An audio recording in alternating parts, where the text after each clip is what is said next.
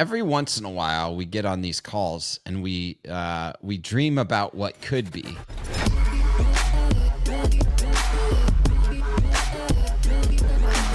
This is Auto Collabs. Which is at some point Michael's just going to grab a guitar and we'll start singing. That and actually that's when happened. All of you he did may leave the Auto Collabs podcast. Oh no, it's too much fun doing these with you guys. And I just have, you know what I love is half of these podcasts, it's like we know the people really well. We've gotten to know them, we bring them on. And then the other half, it's like, I don't know who this person is, but I know they have a story within automotive that's probably unique and interesting. And this is why we have Auto Collabs. When you think about Effective and how they are kind of responsible for distributing a lot of stories. Think about all the placements. And so, I mean, we're always super pumped when they step up to partner with us, like this year for ASOTU and last year by being the sponsor for the podcast stage. So it kind of feels appropriate, right, that Effective is telling the stories, because even in their endeavors professionally and the service they offer, but also in kind of like their heart and their belief, they kind of love being the center point where all these stories get out into the world. So, you know, feels appropriate. Yeah, last year at ASOTU, I think that I can't believe I'm about to admit this on national live podcast. Television. Yeah. It was the first time I heard of them was at ASOTU last year. I don't know what rock shows. Because you lived in Canada. You live in Canada. Oh, that's right. I was in the frozen tundra. Yeah. But I was really impressed with the way they think about, like they have a whole methodology that they're thinking about, and how do they bridge the gap between what dealers understand from a traditional broadcasting perspective to the landscape today, which I always appreciate. And so, of course, we're excited to hang out with our new friends today from Effective. Hey, Ryan, Charlie, thanks for joining us today. It's fun to have two people who are both in Baltimore at the same time and are both Orioles fans, probably. Yes, and Ravens fans. It was a good weekend to be a Baltimore sports fan. Ryan, it's our first time. Oh, that hurts. That hurts. Oh, Kyle's a Bengals fan. Yeah. Wow. Ouch. That hurts. That was a stinger. Too soon. You got close, but you got it. Kyle's like, well, Give it's been a myself great. up. Oh, you got this one. Kyle's like, thanks for joining us today on Auto Collabs. We'll see you next time. Ryan, give us a little background. I think you're the first one we've had on the show who is like an agency owner that serves specifically dealerships in the area, and like you're kind of coming in from a unique perspective. So give us a little bit about your background. Like, are you from the Baltimore area? How did you get into this line of work? And how did you walk into dealerships of all places? yeah. So I'm born and raised in Baltimore. I went to Towson University right north of Baltimore, and then kind of started my career in television sales and actually some television production with a local ABC affiliate here. Did a lot in advertising, kind of went to a couple different locations, then started at an agency back in 2016. And that agency at the time was actually working with Tate Automotive, which is, they have two locations in Glen Burnie and Frederick down here. And things kind of evolved, and there was an opportunity for me and a gentleman who had been working with Tate for about 20 years at that point to kind of go off on our own and service Tate exclusively. And I've always loved cars, always loved Jeeps. Actually, my first car was a 93 Jeep Grand Cherokee, and I've always driven Grand Cherokee since. So the ability to do advertising and help an automotive dealership, especially a Jeep dealership, came very naturally and is very, very exciting to me. So, and, you know, Tate's got such a long history in the Baltimore, Maryland area. It's still a family-owned dealership, two locations, and, you know, we're one of the top volume dealers in the States. So, certainly keep me busy. I love working with both locations, and you know, really just allows me to do what I love in terms of marketing and advertising, and you know, do it for a business that's well run, very successful, and you know, sells a product that I'm personally interested in myself. So it makes my job very easy. Yeah, that makes it a lot easier. You're like, I can put ducks everywhere. I Yes. do Jeep, you know. Ryan, you just came from Ocean City Beach Week, right? Jeep Week. Yeah, correct? Jeep Week. Yeah, my wife and I, we were both down there. She's a Jeep fan too, so we went down and we took our two nieces, and I got to drive on the beach and all that. And actually, it was fun too, because you know, I'm down there and I'm able to, you know, take some pictures, put up on Tate's Facebook page, and you know, try to do a little bit Do a little marketing influencer for work. Yeah, while we're down there, He's who's like who's joining us with agency their Jeep from, influencer. I hit all of it. I got a Yeti cooler sponsorship, threw it in the Jeep, right? Got the family lined Exactly. up. Yeah, but that's what I'm saying. I'm Sandcastles. hanging out at the beach at Jeep Week, and I'm like, yeah, this is part of my job. This isn't a bad deal. That's true. Like just shortly, quick, an aside. There's so many random cool things that people get to do in automotive, right? Like Truth. because there are car shows and Jeep Week and, Truth. drives up in the mountains in Tennessee and all these types of things. Like we think about car sales as like, oh, you sell cars, service cars. And it's like, no, there's so many more cool opportunities. I mean, I know Chevy dealers that get to go down and drive at the Corvette Museum and stuff like that. There's just so many opportunities like that. It's really It's cool. a lifestyle. Yeah. Oh yeah. Yep. Absolutely. Charlie, tell us a little bit about, because you're more on the effective on the media advertising side of stuff, and obviously you and Ryan, it sounds like, have more similar backgrounds than I even knew, with Ryan having some background in the TV sales side. But what's your journey in automotive look like? Well, I started in the local newspapers in the Annapolis and Baltimore area, and came aboard effective, and basically really got both hands and feet into automotive. I love automotive, dealing with the dealers, the agencies. The personalities are fantastic. I've been doing it for now 17, 20 years now. And like I said, it's a lifestyle that, it doesn't end at 5 o'clock in the afternoon. It doesn't start at 9 in the morning. It's really exciting. And it seems less like work than more like a part of my daily lifestyle. And it's easily how I could put it. I like that. I feel that in my core. I bet.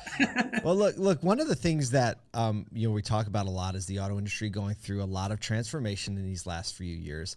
And Ryan, maybe you could just share with us a little bit how your work with Tate and the dealership as a whole kind of has evolved over the last few years to meet the changes, meet the challenges. Yeah, I mean, the past, looking back, I guess 3 years has been very unique, especially, when COVID came along and everything shut down. And then, I think with most industries, especially the auto industry, we didn't really know what to expect. And, the auto industry did surprisingly well during that. I think, especially the product we sell, primarily Jeeps and Ram trucks. A lot of people who would take a lot of vacations and all found themselves in positions where they were looking for vehicles that they could, maybe tow a boat, tow a camper, go off-roading in a Jeep, and kind of do stuff a little more, to themselves. And they took advantage of that. So the automotive industry did very well during that time. Rates, of course, were certainly very low then. So, we were selling a bunch of cars, and then all of a sudden the inventory dried up because of the chip shortage and the supply chain shortage. So we went from having a lot of cars to sell to not having a lot of cars to sell, but the demand was familiar. And then, now we're finding ourselves in a position where we have a lot of inventory.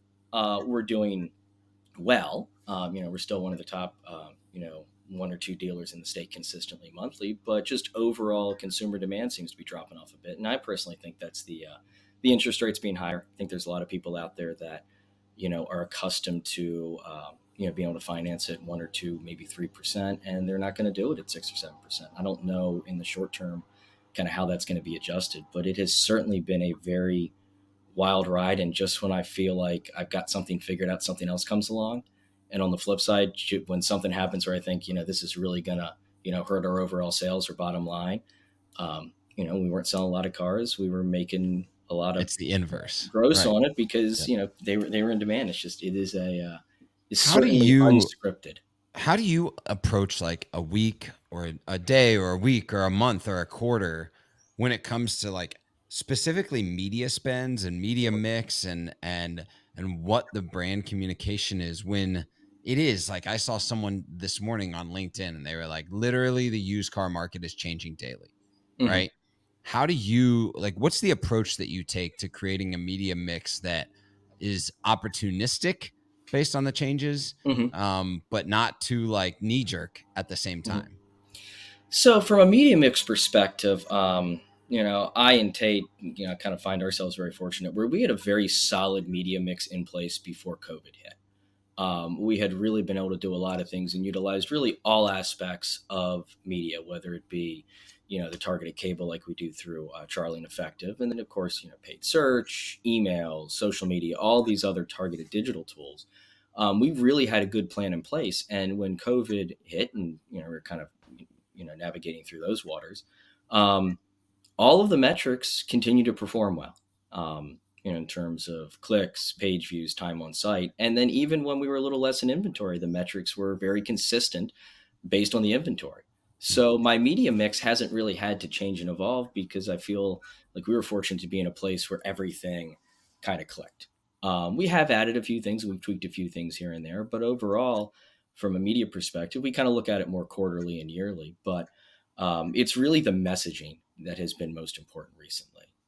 As inventory has begun to, get back on dealerships' lots, and the factory wants to move it, they're starting to do a lot of different incentives, and especially the push for, plug-in electric vehicles. It's really trying to figure out, all right, how do I get someone to come to my lot and buy my car?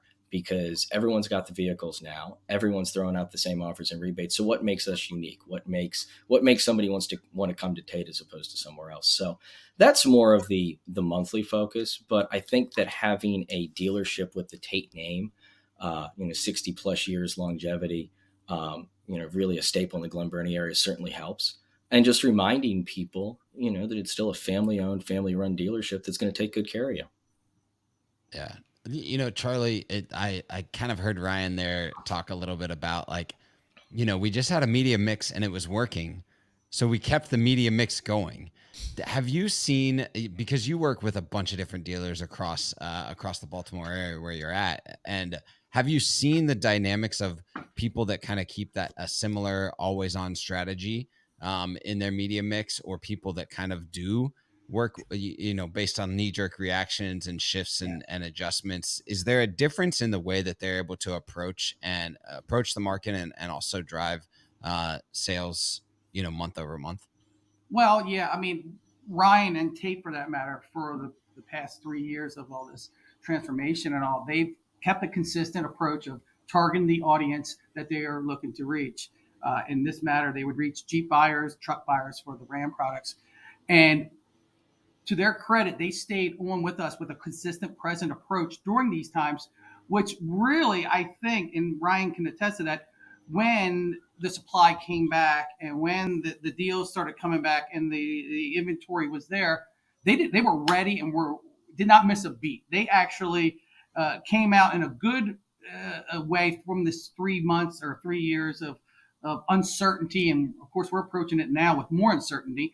But their consistent approach to targeting the audience that they are trying to reach, despite the challenges within interest rates and supply chain, they kept a solid force, and they've done better than I won't say better, but they've done well for themselves because of their consistency and their strategic approach. Yeah.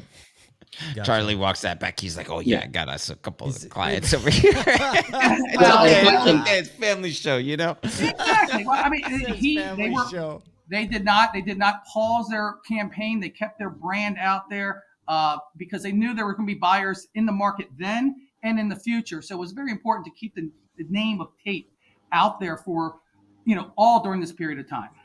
Well, and it also helps. Studies. Sorry, go ahead. No, I was just going to add, it also helps too, the fact that we always have been and are consistently one of still the top volume dealers in the state. So when you go through periods where inventory is a little slow and stuff like that, we do get, we get inventory. We still have that name. More So it is allocation important. in general. Yeah. So it is, we use that to our benefit still through some of the tough times industry wide. I mean, there are a lot of studies out there that do pretty unequivocally prove that when you keep the drip of brand messaging going throughout downturns, that it does disproportionately affect market share coming out of the downturn. Some of the biggest studies are always around like CPGs and like brands like Coca-Cola and some of the big ones, but also lesser brands. And it's just a really consistent thing that we see, regardless of the downturn, right? Whether it's economic or due to something like COVID. I want to shift the conversation for a second, because we are seeing a renewed focus on what does the customer journey look like? Where does it start? What paces and processes does it go through before they actually, you know, a lead is submitted or someone shows up in the showroom? The media options are a lot different. The way people interact with media, a lot different. We covered a story on our news show this morning talking about how Gen Z specifically values reviews and how that's such an important part of their customer journey. So I would love to hear from your perspective, how do you see the customer journey changing, and how are you responding to that versus, you know, via the type of media or the type of placements you're making? So, the customer journey obviously has continued to evolve, over the past 3, 5, 10 years, especially. And it really started, I think, about 20 years ago when the internet really became the hub of everything that everyone does, in the sense of where it used to be when you bought a car, you kind of had an idea of a brand or two that you'd like, and you go to the showroom and hope the sales guy knew what he was talking about, and he'd, show you everything, and then you'd find out the price from the manager and, Yeah. Look at 2 haggle or for 3 3 items, save hours. a lot. Right. Yeah, there's your options. Well, now it's basically a lot of our customers, especially for new cars, they come in and that's the car they want because they have been able to do all of the research Yep. online. They've been able to not only get down to the options they want, but the color. And a lot of times it truly is a come in. They give it a quick drive, but it's just basically completing the sales process because all the pricing, we're very transparent and very upfront with our pricing too. Our Tate Everybody price is truly the everybody price, and we make it so if somebody wants to buy that car and they're going to pay, cash or a bank check with it, they can take that price, send a lead in, and they'll say that's your price plus your tax and all that stuff, and they can come in with the check, and there's um, no issue with it. And I think that's really important because customers want the ease. They want buying a car to be as simple as, going to Target and, buying some groceries. They don't want it to be an 8-9 hour ordeal. And that's going to continue to evolve. I'm finding this as a theme that dealers that have there's kind of like this consistency, like consistent, always on brand messaging, matching clear pricing, typically a lot of times called like one price dealerships, and I don't know how far you at Tate go, right? And high lifetime value of customer. It sounds like that's kind of the move. Have you seen it? Like, have you been a part of the transition toward more of that and seen that drive like your cost per acquisition or cost per car sold down? Yeah, thinking back about that, we were kind of one of the front runners out there a couple of years ago to really come out with the everybody price, where it did make it simple, just in the way we list our rebates. And we still do it to this day. We have it broken out where you see online, you see the MSRP, you see the Tate discount, and then you see the rebates that everyone qualifies for. And that's the Tate everybody price. Now we list other conditional rebates underneath that a lot of people may qualify for: military, first responder, returning owners, stuff like that. But there's no ambiguity in terms of, oh, well, but that price actually doesn't include this or that, oh, I didn't realize I had to be trading in my Ram truck, sort of a thing. And by doing it that way, we did it in a sense to give people a clear alternative to, we might not show the cheapest internet price out there, but the internet price that you see from us is the real price. And you're not going to waste your time and go to a dealership and then have them say, oh, no, I'm sorry, that price is actually $2,000 more. And that was kind of our benefit of truly wanting to value people's time, understanding that not only is it a large purchase, but time is valuable. And the less you need to worry about when you walk into that dealership, see the car you like and know the price, and the easier it is to get through the finance office and get out, like you said, it creates more of an enjoyable experience. They're more likely to leave a positive review. People certainly look at reviews more than they ever have. And it just gives that, kind of reinforces the fact that Tate's a good family run dealership that's going to treat you well, and it's going to make the car buying experience easy for you.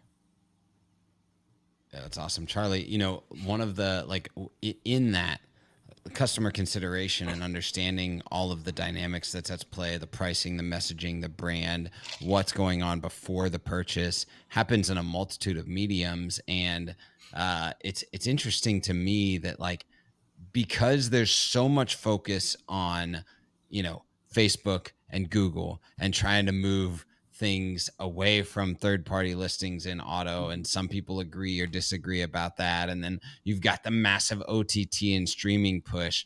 A lot of times we don't create these robust media mixes. Are you, the data that Comcast and Effective has, I'm sure is seeing the shopper journey across multiple mediums of influence. What's been the biggest change, or maybe the most consistent thing over the last 2 years that you're seeing in the way that shoppers are actually finding their path to purchase?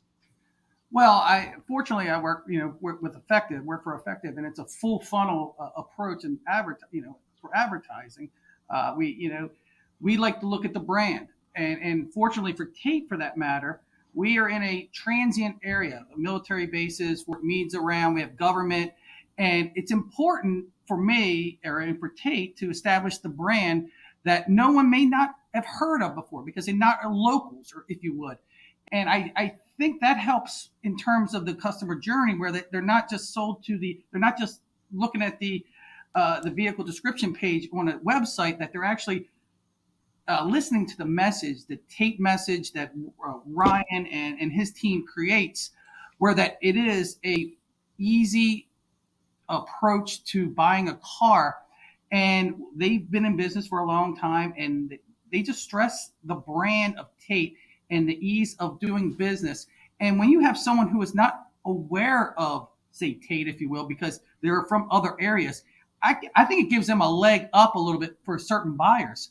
And I think we're seeing that, very successful here in Baltimore. Well, That's awesome. I'll tell you what, Charlie and Ryan, obviously you are all paying a lot of attention to the moving and the transitioning and the shaking that's going on. So glad we're going to get to spend some time with you next week at ASOTUCon, bringing the show to your hometown. Thanks for spending a few minutes with us today. And I'm sure we're going to spend a few minutes together next week. Yeah. Thank you, guys. Thanks for having us. So I love when we get the perspective from, a few different points, right? Industry partner, agency, but, being on the ground at Tate Automotive so frequently and being so dialed in with, what they're doing on a regular basis. I love it from somebody who didn't grow up in automotive, which I guess is kind of a pretty common story.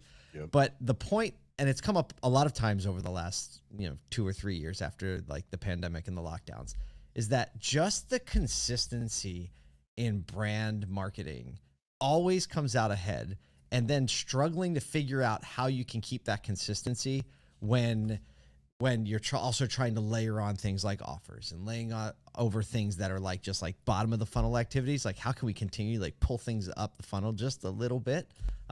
That's one of my favorite conversations. Well, this is what's key about that for me is he was also talking about the fact that, and I see this a lot, those that talk about brand messaging primarily in their marketing and their mix, they're also talking about progressive things like simplifying pricing, better processes in the showroom, better communication with customers.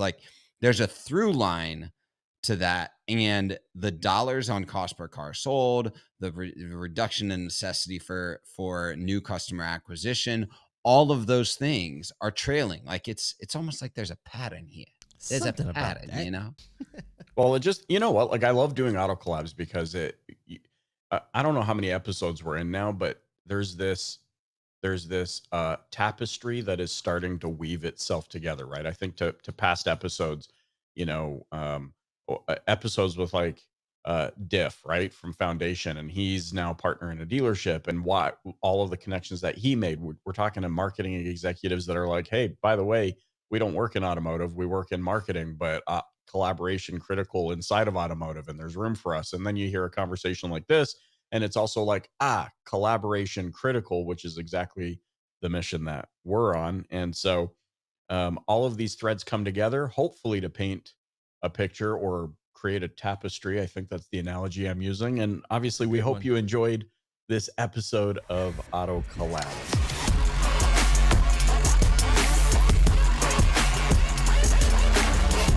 Welcome to Auto Collabs.